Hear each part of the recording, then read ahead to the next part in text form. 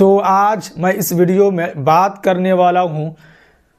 इम्तियाज़ जलील साहब को लेकर के, जो महाराष्ट्र के औरंगाबाद से एक खबर निकल कर आ रही है, जो कि अभी कुछ दिनों के भीतर की अगर हम बात करते हैं तो देश की जो राजनीति है वो एक अलग रूप रेखा लेती हुई नज़र आ रही है। संसद के भीतर, संसद के बाहर जिस तरीके से प्रोटेस्ट किया जा रहा है, अमित शाह के खिलाफ नारेबाजी चल रही है, जो अमित शाह ने बयान देने का काम किया डॉक्टर भीमराव अंबेडकर साहब को लेकर के,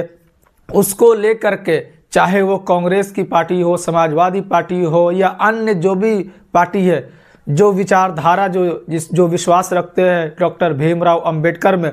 उन सारे दल एकजुट हो करके,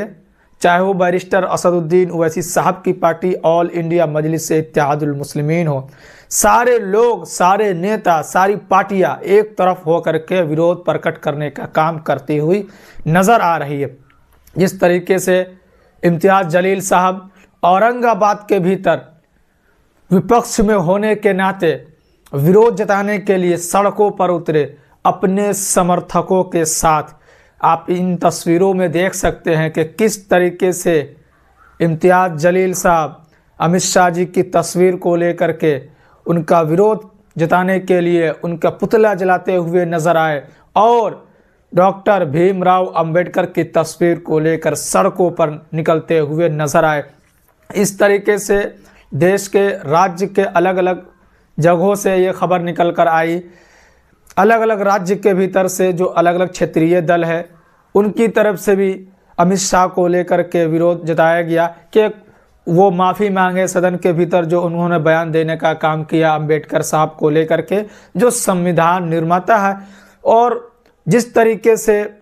वो स्पीच दिए या बयान दिए संसद के भीतर अंबेडकर साहब को लेकर के, उस तरीके से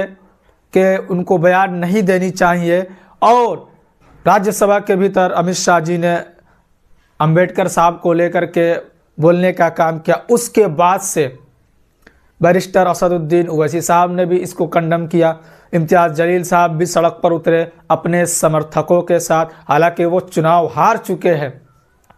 वो इसी साल महाराष्ट्र का विधानसभा का चुनाव हुआ 2024 के भीतर, लास्ट में अभी कुछ दिनों पहले वहाँ सरकार का गठन हुआ, लेकिन फिर भी विपक्ष में रहते हुए विपक्ष की पूरी जिम्मेदारी निभाते हुए नज़र आ रहे हैं। और जब भी इम्तियाज़ जलील साहब को लगता है कि हमें सड़कों पर होनी चाहिए, और जब भी उनको लगता है कि ये काम जो है संविधान के खिलाफ हो रहा है, तो वो अपने समर्थकों के साथ सड़कों पर नज़र आते हैं। हज़ारों की संख्या में इम्तियाज़ जलील साहब अपने लाव लश्कर के साथ सड़क पर नज़र आए, डॉक्टर भीमराव अंबेडकर की तस्वीरों के साथ सड़क पर नज़र आए। तो ये एमआईएम पार्टी का जो नारा भी है, बैरिस्टर असदुद्दीन ओवैसी साहब का, इम्तियाज़ जलील साहब का ये नारा भी है, जय भीम जय मीम। और इन नारों के साथ एमआईएम पार्टी काम करती हुई नज़र आ रही है। इसलिए इम्तियाज़ जलील साहब का ये दायित्व भी बनता था कि जिस तरीके से अमित शाह जी की तरफ से अंबेडकर अंबेडकर अंबेडकर का नाम लेकर के जो अपमान करने के तरीके से काम किया गया है, अमित शाह जी ने कहा कि अगर जितना नाम अंबेडकर जी का लेते हैं, अगर उतना नाम भगवान का ले ले तो 7 जन्मों तक स्वर्ग मिल सकता है और स्वर्ग में चले जाएंगे। तो कहीं ना कहीं जो संविधान निर्माता है, बहुत से लोग इनको अपना गुरु मानते हैं डॉक्टर भीमराव अंबेडकर को, और उनके जो संविधान उनके द्वारा जो बनाया गया, उसी संविधान को भारत में लागू किया गया, उसी संविधान से देश चल रहा है। और उसी संविधान के जो निर्माता है, जिनको रिस्पेक्ट हर लोग करते हैं, चाहे वो किसी भी पार्टी से ताल्लुक़ रखते हो, हर भारतवासियों का ये कर्तव्य है कि डॉक्टर भीमराव अंबेडकर की वो रिस्पेक्ट करे। लेकिन वो रिस्पेक्ट ना करके उनका अपमान करने का काम किया कि अगर बार बार जो आप लोग नाम लेते हैं, मतलब अलग अलग जो दल के जो नेता है, उनकी तरफ ये बात कही गई कि जितना नाम वो लोग जपते हैं, अगर भगवान का नाम ले ले तो उनको स्वर्ग मिल जाएगा 7 जन्म तक। तो ये बयान देने के बाद से चाहे वो कांग्रेस की तरफ से हो या फिर एमआईएम पार्टी की तरफ से हो, समाजवादी पार्टी की तरफ से हो, मतलब इंडिया अलायंस की तरफ से हो, संसद के भीतर भी प्रदर्शन किया जा रहा था। उसमें आपने देखा होगा किस तरीके से राहुल गांधी और मल्लिकार्जुन खड़गे और जो बीजेपी के सांसद है उनके बीच जो धक्का मुक्की का बाहर निकलकर खबर आई। हालांकि ये साबित नहीं हो पाया कि किसकी तरफ से क्या हुआ था, किसकी तरफ से धक्का दिया गया था, और खुलासा ये नहीं हो पाया। हालांकि आरोप राहुल गांधी पर लगाए जा रहे हैं कि भाजपा के जो 2 सांसद है वो मतलब गिरकर जख्मी हो गए, वो हॉस्पिटल में भर्ती है। तो आप लोगों ने ये कुछ दिनों के 2-3 दिनों के भीतर देखा होगा पूरा भारत के पार्लियामेंट के भीतर किस तरीके से नतीजा निकल कर आया। संसद चल नहीं रहा, जो शीतकालीन सत्र भी चल रहा था वो चल नहीं पा रहा है। उसके बाद से फिर ये खबर निकल कर गई महाराष्ट्र के औरंगाबाद से एमआईएम पार्टी कैसे पीछे रह सकती है, जिसका काम जय भीम जय मीम पर होता है। मतलब हमारे साथ मुसलमानों भी के लोग शामिल है, मुस्लिम समाज के लोग भी हमारे साथ शामिल है, हर समाज के लोग शामिल है, और दलितों